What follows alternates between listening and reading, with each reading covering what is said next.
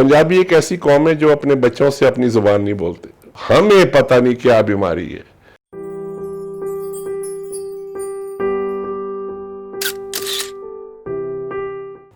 और पंजाबी एक ऐसी कौम है कि पाकिस्तान में जितने भी सूबे हैं ना, पंजाबियों जो मैं हूं, पंजाबी एक ऐसी कौम है जो अपने बच्चों से अपनी जुबान नहीं बोलते, उर्दू बोलते। सिंधी अपने बच्चे से सिंधी बोलेगा, पठान पश्तो बोलेगा। हमें पता नहीं क्या बीमारी है। मेरे तीनों बच्चों को पंजाबी नहीं आती। इससे ज्यादा शर्मनाक बात क्या हो सकती है कि it is there mother tongue and they don't know it. और इसका कसूरवार कौन है? हम हैं। मेरे वालिद साहब मेरे से दो जुबानों में बात करते थे, अंग्रेजी में और पंजाबी में।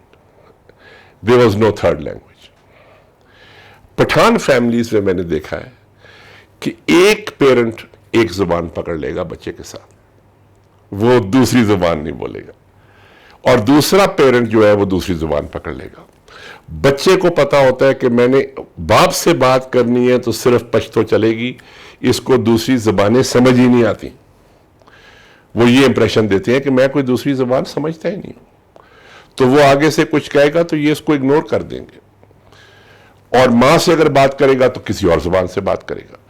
तो वो फिर दोनों जुबानें जो हैं वो विद इक्वल प्रोफिशिएंसी बोलते हैं। और हम जो है वो समझते हैं कि जी बच्चों से उर्दू बोलना जो है ना, ये बड़ा मॉडर्न काम है।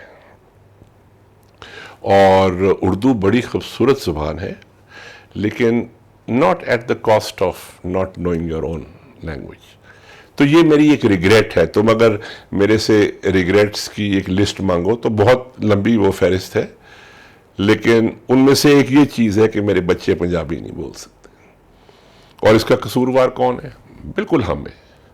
मैं किसी स्कूल पे डाल दूं या टीचर पे डाल दूं, ये झूठ है। ये काम पेरेंट्स का था और हमें कन्वीनियंट लगा, हमने उर्दू शुरू कर दी। ज़्यादा कन्वीनियंट लगा, हमने अंग्रेज़ी शुरू कर दी।